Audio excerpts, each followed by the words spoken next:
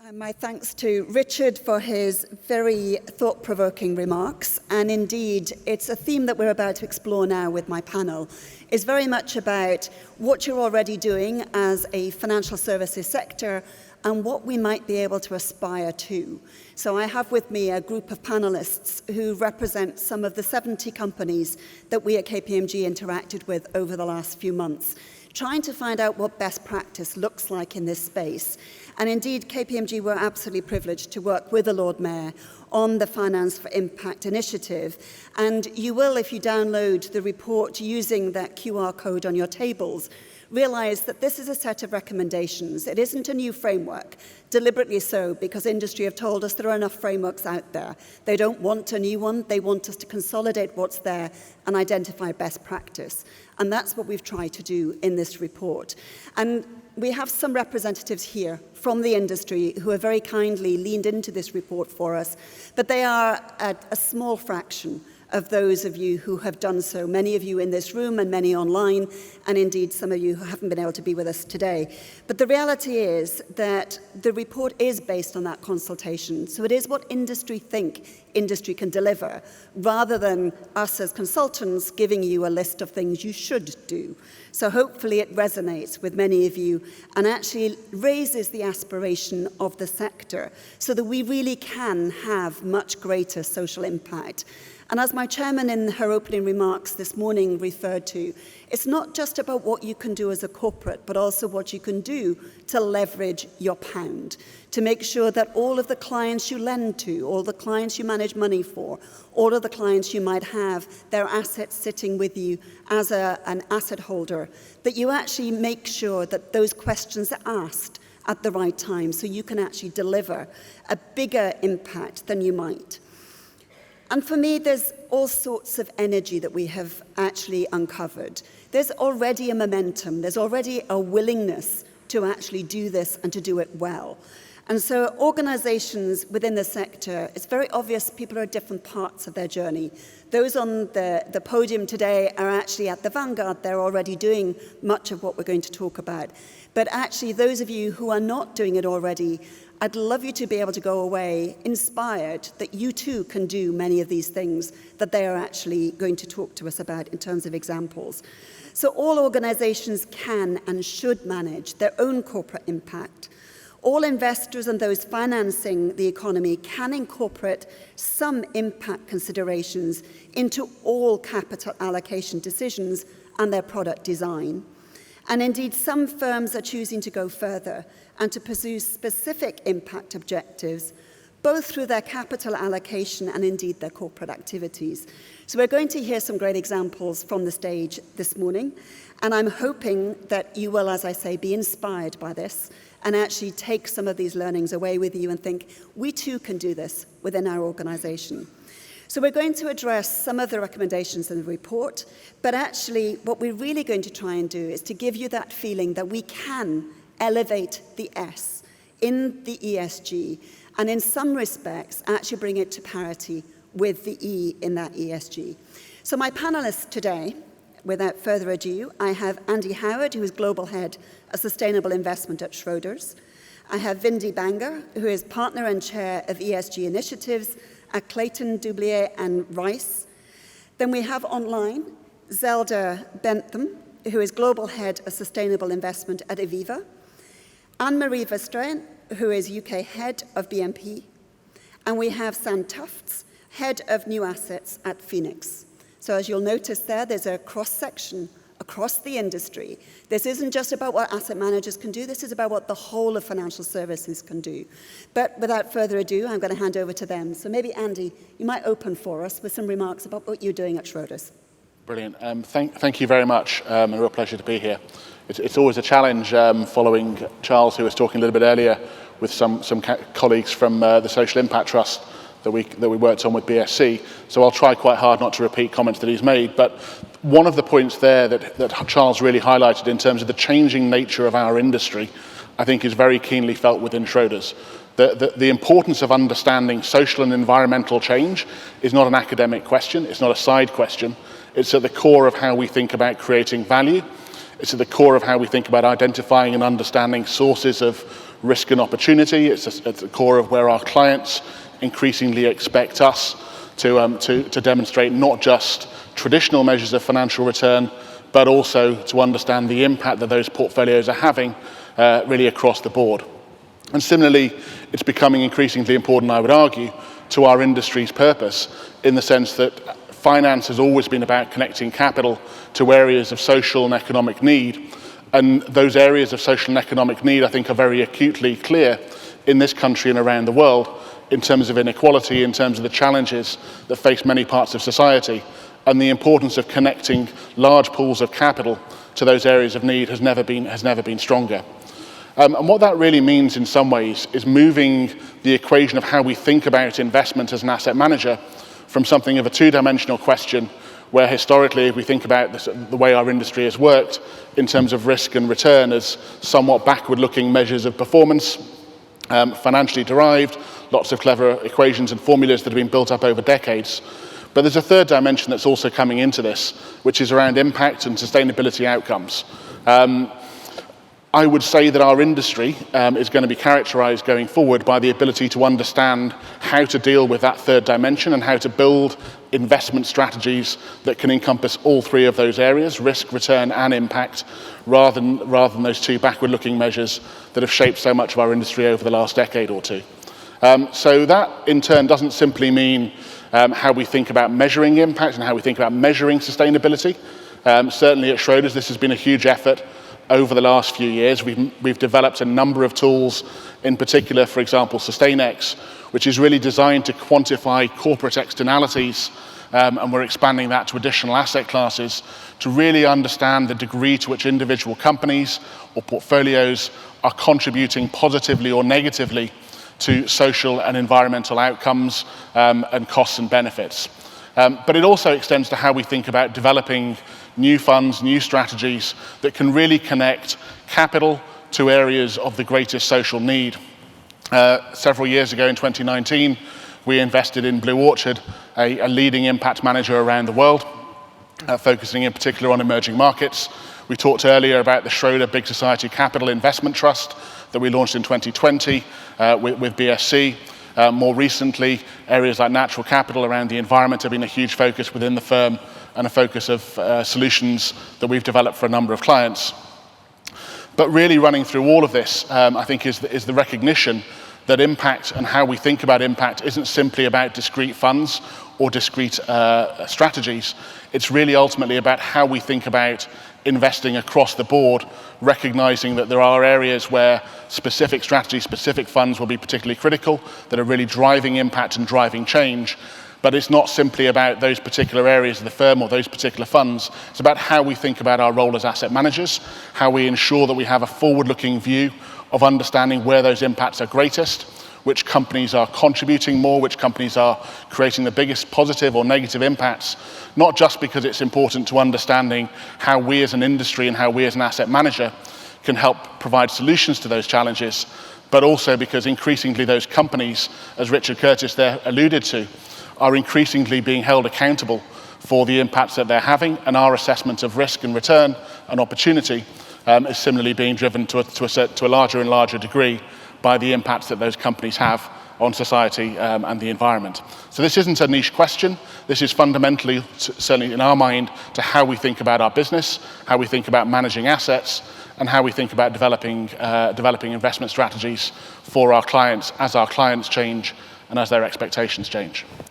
Thanks, Andy. And Vindi, I've been very impressed in the conversations we've been having with private equity that when they want to lean into this, they seem to do it at pace. So maybe you can give us some thoughts on what private equity is up to. Sure.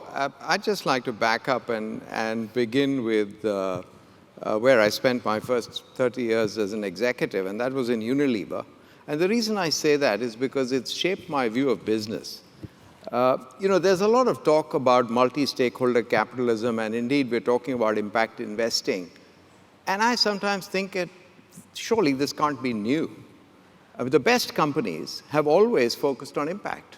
They just called it something else. They never used these words.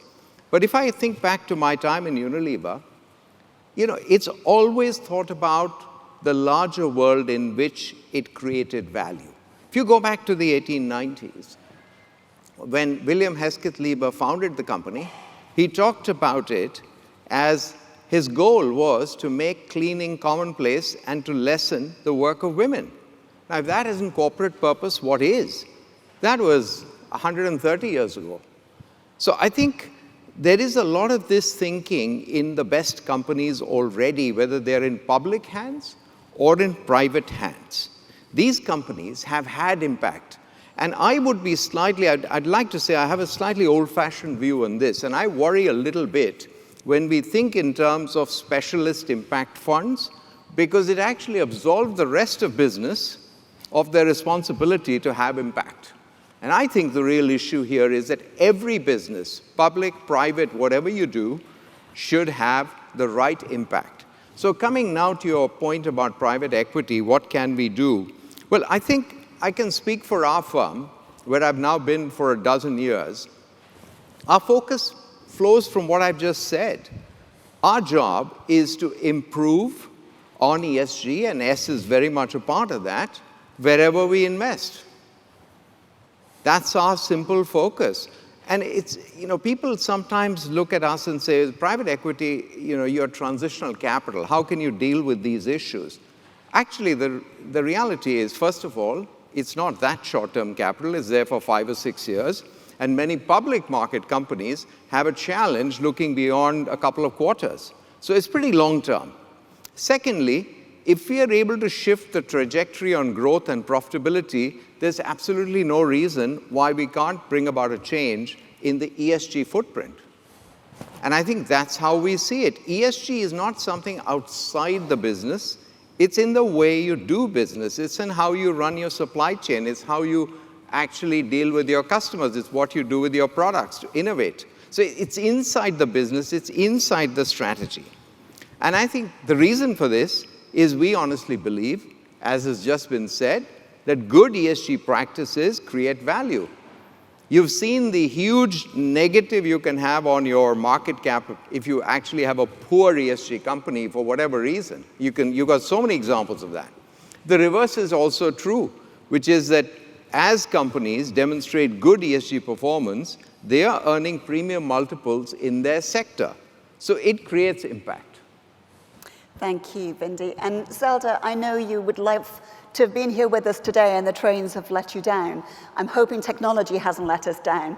Maybe you can give us the Aviva view. Thanks, Kay, and I'm hoping technology is not letting us down either. I don't think it is, so we'll give it a go anyway. And thank you for inviting me today. I'm sorry I couldn't be there. Aviva, as a composite insurer, covers the whole range of financial services. We're an asset owner. We provide life and pensions cover. We provide healthcare, general insurance, and we have our own in-house asset manager as well. So we're right across the spectrum of financial services. And I think for us, it's difficult to identify and to silo social purpose, because what we're providing is a social service for people as they retire, as they get sick, or even die, or in the event of a flood. And there's not many other industries, in fact, I can't think of one, that actually does that. Governments are encouraging the removal of responsibility for pensions provision to the private sector. And sometimes I think the social purpose of companies like ourselves is a bit forgotten by people. So for Aviva, we believe on putting our own oxygen mask on before we help others. Or we could look at it as another way, that we don't ask corporates to do more than we think we should be doing ourselves. So a couple of things that Aviva has been doing over a long period of time. We're a living wage employer and a living hours employer. That was introduced in, we were certified as a living wage employer in 2014, and that extends further than our own employees, but through to the suppliers and the contractors that are on that work within the Aviva locations. In 2017, we introduced equal parental leave, and more than 2,500 of our colleagues have taken up that. Of that, 1,227 were men, which is brilliant. And now 268 Aviva parents have taken more than one of these parental leaves. And it's really great because it shows that we are able to balance the equality of our work through and the importance for both our male and female colleagues to have that time as new parents. And about 80% of my male colleagues have now taken up parental leave that is at least 5 months or more. So it's great to have that kind of rounded experience of work. Another couple of things that we've done internally, and some of these things flow through to the way that we engage companies that we invest in. So we do things like for the first day of school, the new school, we have half a day's leave. We have 35 hours paid leave a year for carers. That really, really essential time where we need to make sure that our colleagues are concentrating on the right part of their life. We also have paid fertility leave. Infertility is a really challenging problem, very, very personal, and to be able to provide that leave to have fertility treatment, we think is really important to our colleagues. So those are just a couple of the things that we do internally, but insurance as a whole, it has so many social benefits.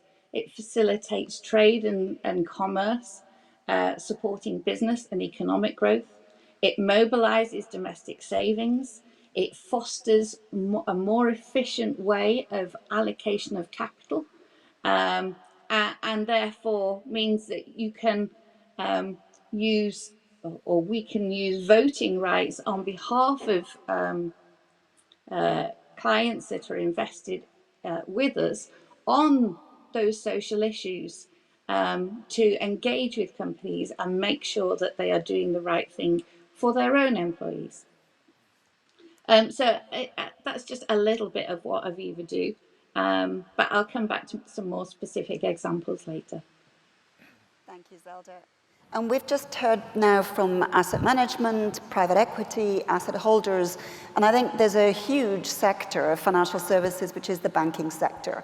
And we held a specific roundtable for the banking sector, and I was struck by, if we can make even a tiny difference within the banking sector, we can have a major impact overall, because the numbers are such big numbers that go through the banking sector and that credit intermediation. So Anne-Marie, you've been at the vanguard of this, and BNP Paribas has led the way in many things. Maybe you can give us a feeling for where banking plays its part here. Yes, thank you, and delighted to be here, Kay. It's very true that we have come quite a long way from the skepticism of a number of years ago as to how finance could be aligned with combating the impact of climate change and making the world a better and sustainable place to live. As we've heard from several speakers, it starts at home in our own organizations, and BNP Paribas, we have been on this journey for 15 years, really starting with the recognition at the time by our CEO that the world was changing and that expectations towards financial services providers would alter significantly. So we have been on that journey, and we have indeed broadened it from aiming to combat the impact of climate change on the environment to really including in our thinking and in our product range, working on financial inclusion. I think it's really true that financial markets have done their job on driving the growth of sustainable finance. And when we look at the $2 trillion issuance of bonds, which we could widely term ESG bonds over the last 5 years, it is the case that for many of those, if not all, there were sustainability commitments as well as metrics attached. This is fairly recent, but it is now absolutely an industry. And sustainable finance markets have really been very innovative through financial institutions like ourselves and many others to partner with our clients, with science, to really find new solutions and making the overall offering of our services robust in terms of sustainability. We have in the UK 10 businesses employing 9,000 people. We have gone at length through educating our staff on ESG. In the group, we created a low carbon transition group who are experts across the world working on sustainable finance techniques, and we have 500 ambassadors on sustainability across the group. This has really been a catalyst for what I think is very important. It links the commitments and the actions, which do include linking variable remuneration to KPIs over time, but also it has absolutely committed our employees to work. They have joined this effort. And I think it is the first time, certainly in my career, that I see in the financial services industry, it goes back to your point, Vindi, where our people feel they can do in their job what they are committed to as individuals. So what we now have to do is really move from an offering that is sustainable to work specifically on the S of ESG. The way in which we have done that is over time, again, globally, but also locally, working with partners. They are NGOs, they are investors, they are philanthropic organizations, and they are government agencies where we bring all this together with the purpose of combating financial exclusion.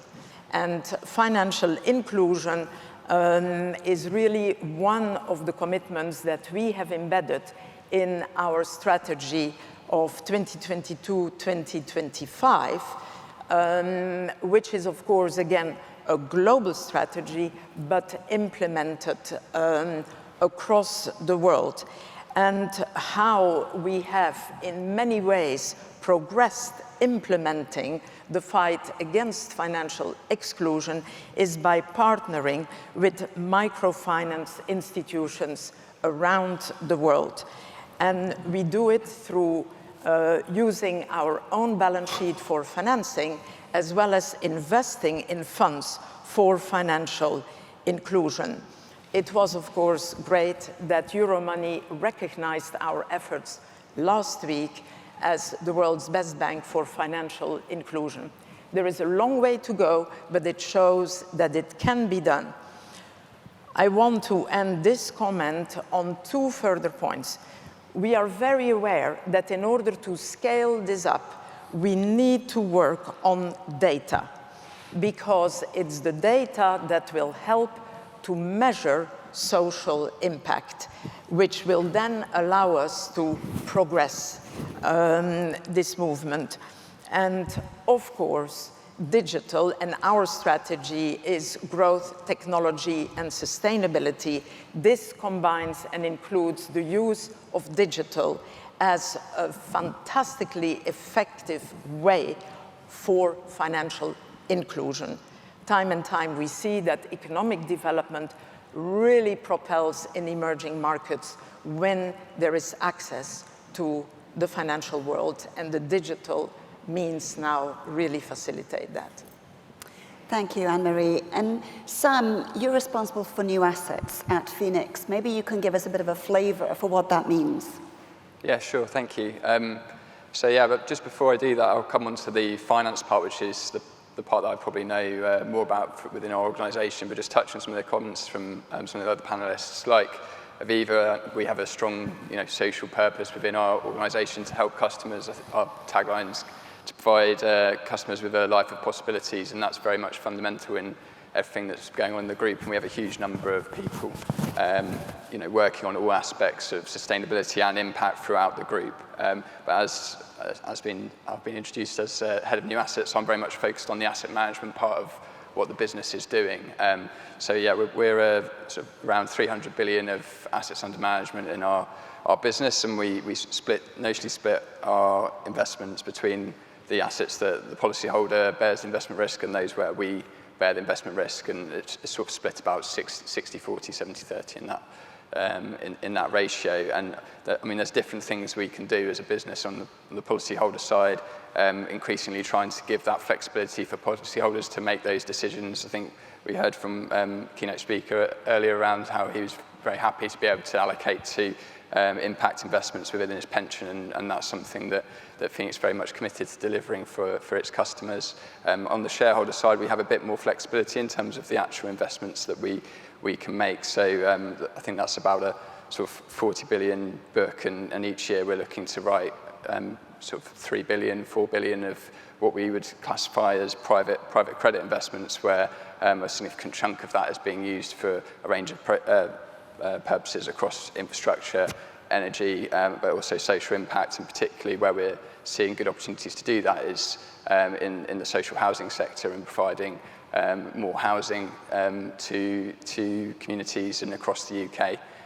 We're also very aligned with the government's Build Back Better initiative and trying to help communities and fund community projects as well. So that's something that we spend a significant amount of our time on. And finally, another sort of, we can view it as an investment, but also as a customer proposition. We last year wrote over £1 billion of equity release mortgages, or provided over £1 billion of lending to customers to allow them to stay in their homes and help them with their retirement, rather than perhaps having to downsize and move into other homes, or for whatever purpose it might be that they wish to use that for. So yeah, I guess a whole range of investments that we're trying to provide to the community, and also products to our customers as well.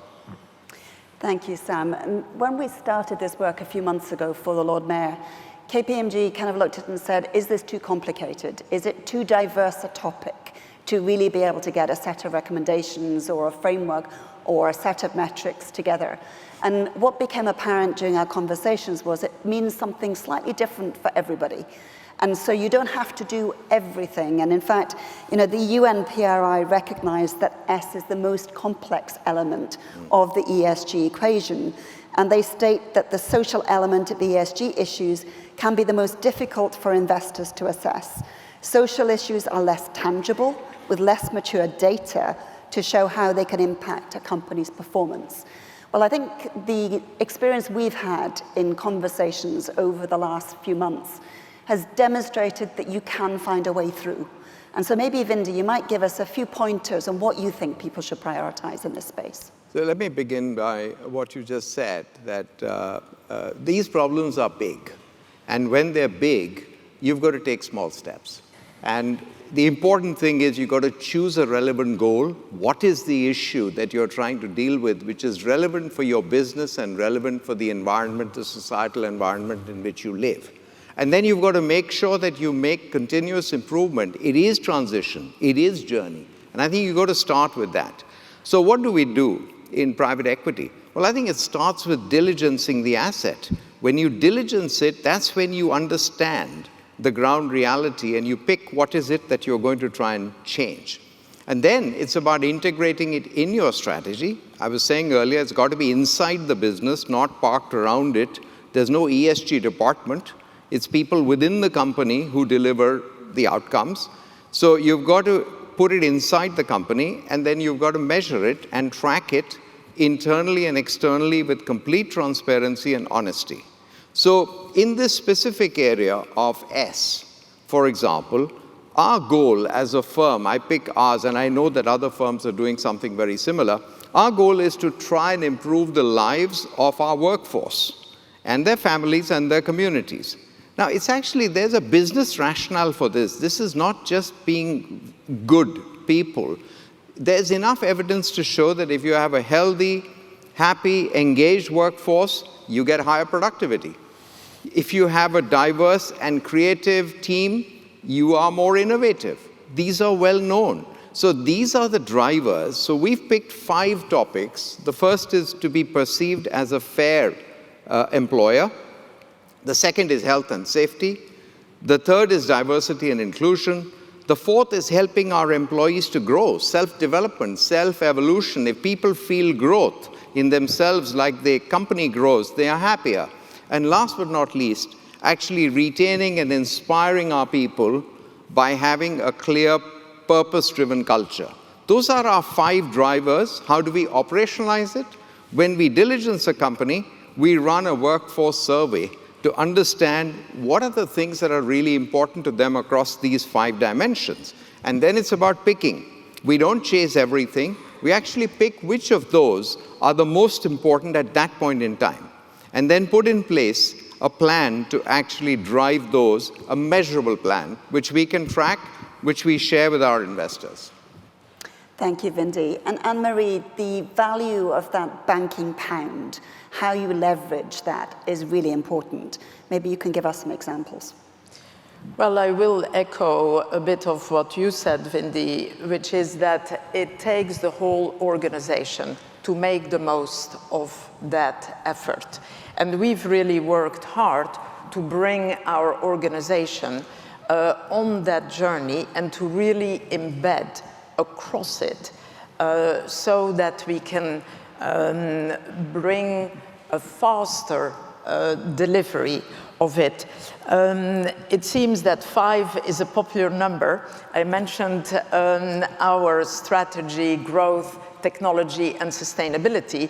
We have zeroed in on sustainable finance and ESG, 5 domains in that, which we came to by consulting with our clients, with our employees, and with other stakeholders. And probably no surprise, but I just mentioned them.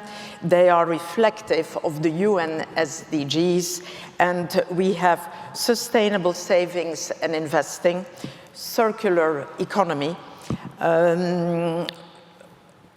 transition towards carbon neutrality, natural capital and diversity, and combating exclusion.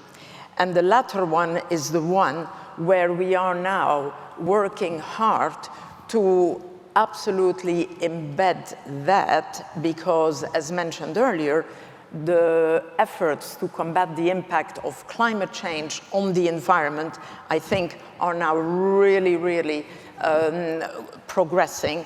But the financial services industry now needs to work on the S. And we actually really have learned a lot from what we have done. The collaboration, as I mentioned, for us is absolutely key. We can innovate, we bring in the ideas of our workforce and our clients. And of course, there are industry bodies. We, for example, have been on the social bond principles in the ICMA working group, the International Capital Markets Organization. We have been coordinating this for the last 2 years. There is involvement of the UN, of the International Finance Corporation, and I think it shows that it can be done. It works better in collaboration, and scaling it up will, of course, require the usual data in order to report and to scrutinize. Thank you. And Andy, if we think about the multiplier effects, how does your sector play its part? Well, I think in terms of the multiplier point, there's really sort of two parts to this. One, by its nature, capital has a multiplying effect when it's used for investment. Investment ultimately does allow a change beyond the narrow area that it's sort of immediately intended. And if I think about, for example, the conversation that we had earlier around the Social Impact Trust, the Schroders Big Society Capital Social Impact Trust, that's deployed just under £100 million worth of capital, reaching over 100,000 people, 90% of whom are being vulnerable and disadvantaged. So there's clearly a significant potential through focused impact investment in those sorts of areas. But I think as an organisation, when we think about Schroders as a group, we manage almost $1 trillion of assets globally in different asset classes. And the influence that we can bring to the assets and the companies that we invest in to drive change, not just through discrete investments and discrete funds, but really thinking about how can we play a role, having influence across all of those management teams to really push those companies to reduce and minimize their negative impacts and to accentuate their positive impacts, not just because it's the right thing to do in terms of social need, but also because it's the right thing to do in terms of understanding the sustainability of their business models and delivering what our clients are looking for in terms of returns and in terms of how those returns are delivered. And I think that sort of multiplier in terms of the voice and the influence that we have as owners of capital, as managers of capital on behalf of our clients, and that ability to drive change not just through discrete investments, but actually through setting the agenda and through really pushing change within portfolio companies is a really critical part of that. And doing that in collaboration with and conjunction with peers across the industry, with our clients, really multiplies the voice, multiplies the loudness, and I think really has had a very clear impact over the last few years, as you've seen shareholders really across the board find their voice and use that voice to good effect. Thank you. And Zelda, do you have some examples for us about the broad reach that you have? Yeah, I have a couple of examples. One of them is our work around annuities and the multiplier effect that provides. So, an annuity is an insurance product that you put your pension pot into, and it provides you with a regular return, a regular income for the rest of your life. There is that focus on the individual. It also reduces the burden on the state in terms of pension and in terms of welfare for the state pension. And as you know, the state pension, when you pay your national insurance at the moment, it is funding current pensioners. So, those pensioners of the future will be more reliant on things like private pensions and annuities going forwards. It also impacts on the real economy because we're investing that money through annuities into the real economy, and we're looking at things like low risk, reliable returns on a base load level. So it fits perfectly with areas like affordable and social housing. We invest in NHS trusts. We invest in schools and colleges in terms of their own infrastructure. And also, as has already been mentioned, equity release, which releases disposable income for some customers that it can suit in order for them to live a better quality of life going forwards. As well as also providing renewable energy generation, which ties in with the climate piece. And I think we shouldn't look at the ESG as separate areas. There are so many interconnections, and it can be a win-win-win, both on the E and the S, and also providing a good return on capital. I think also annuities, it pools investments, making the allocation of capital more efficient, which I mentioned already. We can use those voting rights to challenge corporates around social issues. And then for bulk annuities purchases as well, it removes the risk for companies of providing that ongoing pension for their customers. So so they can focus on growing their own business. So annuities, I think, is a great example of that multiplier effect that Aviva provides. Thank you, Zelda. And I think one of the big things, maybe my mic's gone, one of the big things is transparency. And data has been at the core of what we've been hearing throughout all of the roundtables that we've done. People need more data, want better data. And I think that seems to be a call to arms, not just for the S part, but also the E part, and even the G. So I think data is at the heart of all of this. Maybe, in terms of, there are lots of frameworks out there, lots of disclosure requirements that are required either by law or by necessity because of the industries you are investing in. Maybe, Andy, you might give us a bit of a flavor for what the data challenges are. Well, it's a perennial question in terms of the data challenges and the issues that creates in terms of moving forward. I think the first thing that I would say is that data at this point shouldn't be, certainly in our mind, an excuse for inaction. There is enough data, there is enough information to be able to build a picture. That picture isn't perfect, and we absolutely need to continue pushing forward to try and promote better, more robust, more consistent, more rigorous data availability from underlying companies and assets. But data isn't, first and foremost, an insurmountable challenge. I think the second thing that I would say, certainly the way we've approached this, is to start out by being very clear about what we're trying to measure. And just picking up on the conversation earlier around social, and I have lots of conversations with colleagues within Schroders who say we should do something on social, which is great, but what does that mean? It's a very broad topic. And actually trying to break that down into where you're talking about good jobs. Are we talking about community investments? Are we talking about inequality within different societies? What do we mean by social goals?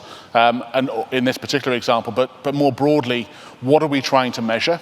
What is the most effective way that we can think of as trying to measure that thing, and then using the best data available in order to capture that, and recognizing that throughout this isn't a quantitative exercise. It's very hard to think of this simply in terms of a giant algorithm or giant formula. In the end, judgment and perspective will always be an important part of trying to understand, measure, quantify social impact. That's necessary. This isn't a formulaic exercise. But in the end, data is not the insurmountable challenge. Having said that, there is still more to do.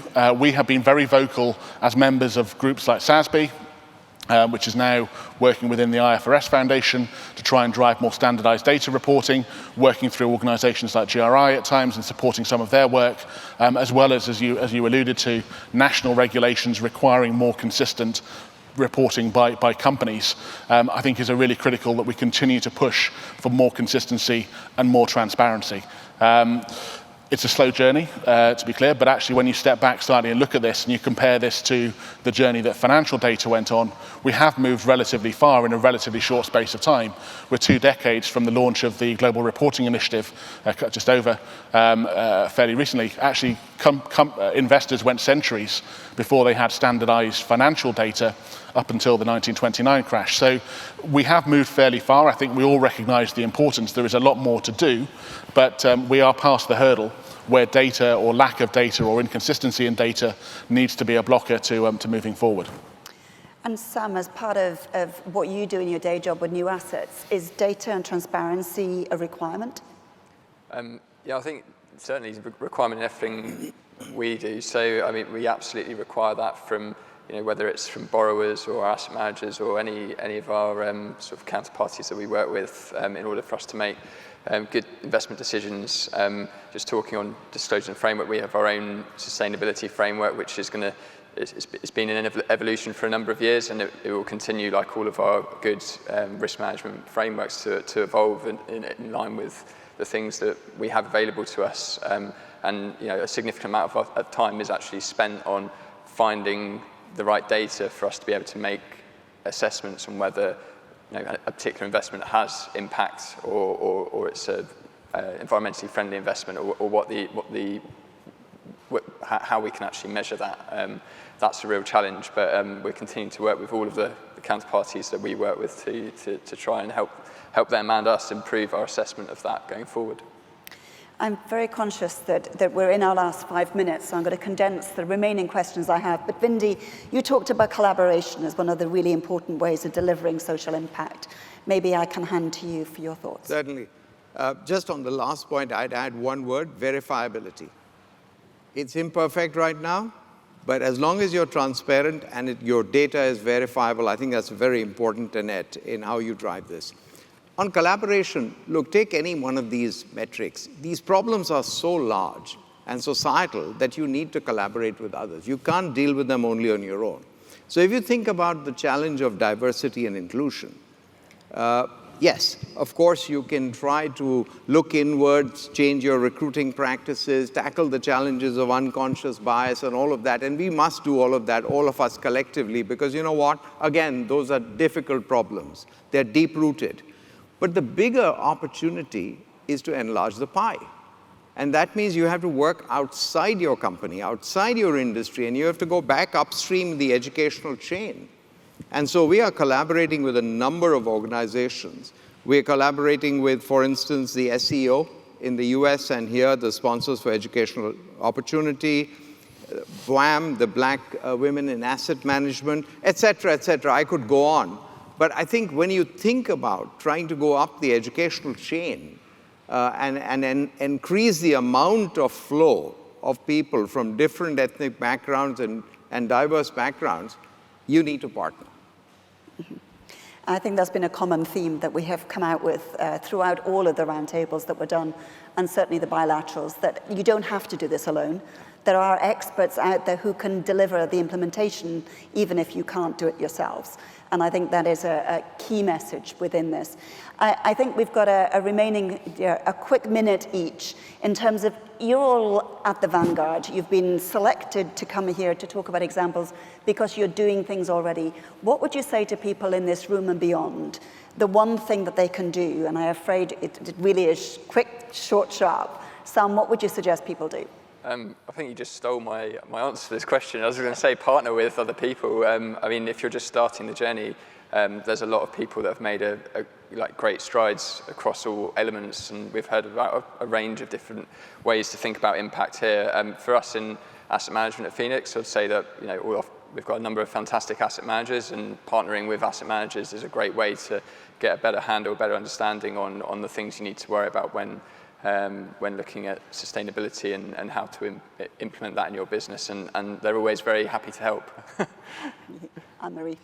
Perhaps another way of phrasing partnering would indeed be to tap into the convictions and the energy of the staff at the company and the stakeholders, clients, government.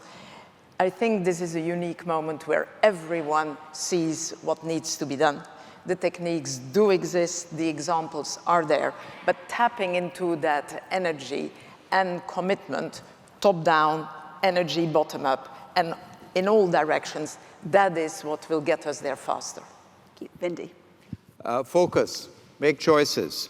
You can't do everything, so pick the things that are most relevant to your business at that point in time and your immediate environment, your employees, your consumers, your suppliers. Pick what's most important, make choices. And then the second is make sure that whatever plans you actually derive are inside the business, because they can only be delivered by the business. So they have to be right inside. They have to be inside the HR department, inside the businesses, owned by the business managers, by the employees. There's no separate ESG department. Zelda. I think my one takeaway would make sure you use your influence, and make sure you use your influence for good. Understand how you can do it, whether it's through engagement, whether it's through moving your pension, whether it's through understanding where your investments are going and how they are being used, and use your influence through voting, through engagement, and we'll get there. It does, the data is good, but it's one point in time. It's how you can push forward the agenda and how you can use your influence to do that. Andy. I'll avoid using the word partnering, but I think from my point of view, it's relatively straightforward, getting started. But the reality is that this is imperfect. We won't come up with the perfect plan or the perfect solution, but getting started in discrete areas, as Vindi says, where one can make a difference that play to the strength of one's organisation, and beginning that journey. The reality is that where we are now, I think, is not a perfectly mapped out endpoint of where we thought we would be 5 years ago.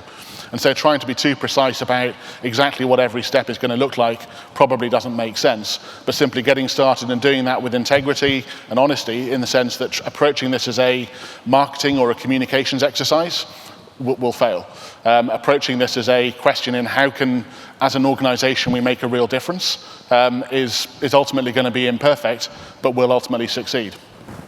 Thank you. And I think I'm just going to close by saying we have been so impressed by the way the industry has come together to talk about these topics. But it's all about actions. It's all about what you do as a result of the learnings that you actually have. And so, as much as it's been a great exercise getting this report pulled together and getting all these roundtables done, what really matters is what we do as the City of London representatives to now move this forwards. We are at that point in time when we have got some momentum. Let's use it. And any of your firms, anyone in this room who wants to be part of that, please let us know, because we do believe that this is the start of the conversation where we can start to collaborate as an industry across the whole of FS, not just specific subsectors, and really drive this forwards and make London, the city, the place that you can really think about those social standards and social impacts really meaning something and mattering to financial services. So by all means, please reach out to us. But I'd like to thank not just my panel here today, who've done a phenomenal job representing the whole of the subsectors, but actually all of you who have participated. It has been a long exercise, and many of you have given very, very generously of your time. So thank you all. You know who you are, but thank you very much for your involvement.